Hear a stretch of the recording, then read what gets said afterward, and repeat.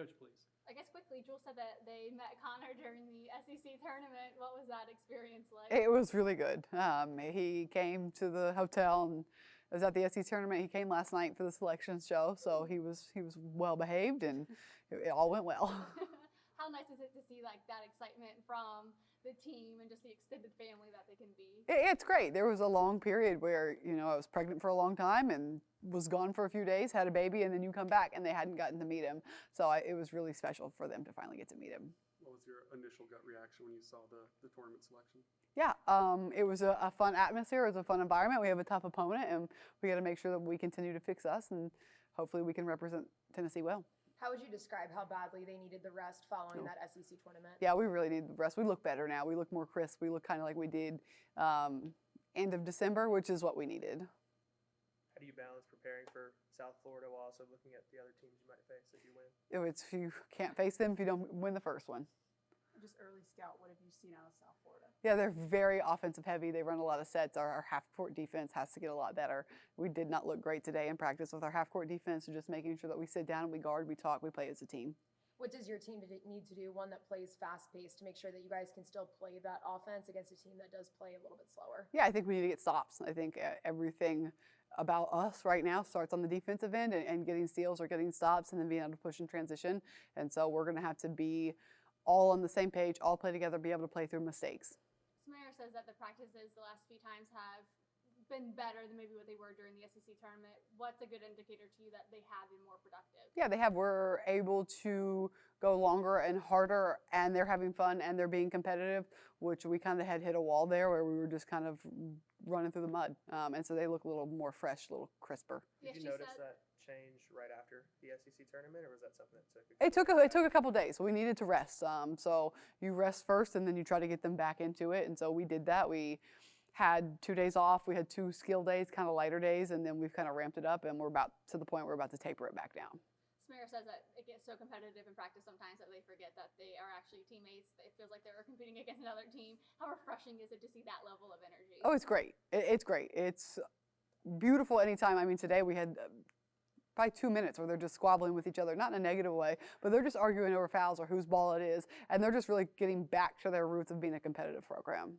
How would you describe what a good practice looks like for you as a coach? They're tired, but they're competing, they're having fun, there's high energy. You would be able to, we always say if there's somebody up in the concourse, they're going to think a game is going on. Shoes are squeaking, there's loud energy, and they're going to look down and they're going to see what's going on. It's just not just a dead gym.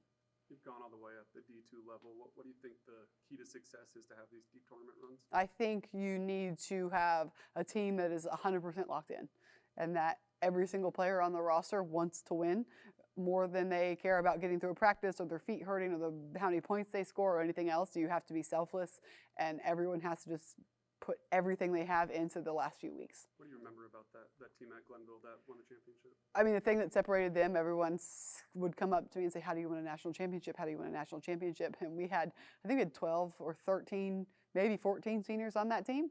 And so everyone was all in. There was no next year, and that's how we approached everything. If there is no next year, you don't get to do this again. And when you can have a team that has that mindset of it's everything right now, all or nothing, you never get to do it again, you're pretty hard to beat. What traits does this team have that resemble that team at Glenville? We're senior heavy. I definitely think we have that. I think we are kind of turning the page right now of, hey, it's about winning. Does this team, go ahead. You got it, babe. What signs does maybe this team have that reflects that championship team you had? Yeah, same thing. I think that they are getting to the point where it's about winning. It's about something bigger than themselves, and that's when we are at our best.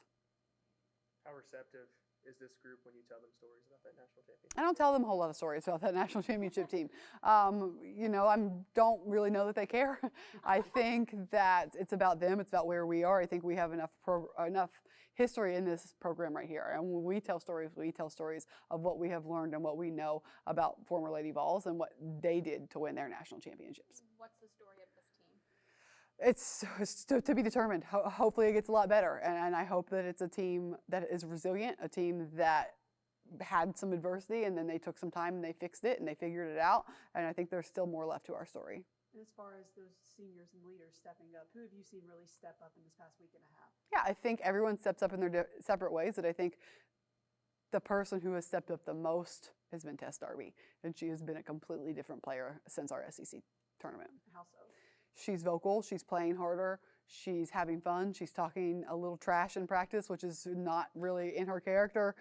She's leading, she's telling people, she's putting people in the right spot. She wants to win, and she came to me and she said she wants to win. She wants to win for her teammates. She knows she doesn't have a career after this. She knows that she has a few weeks of basketball left, and she wants to win to make Tennessee proud, but she wants to win for her teammates so they can get their individual goals, which I thought was just such a great statement. Why do you feel like the team is receptive to her change? What have you seen about them change because Tess has changed? I think everyone respects her. She comes in every single day. She works hard. She doesn't ever take a play off. She makes all of her sprints, and she's a senior. And again, she's not a selfish player. Everything is for somebody else. And when you have a player that will sit there and say that, it's hard to look at them in the face and not do anything but play hard for them.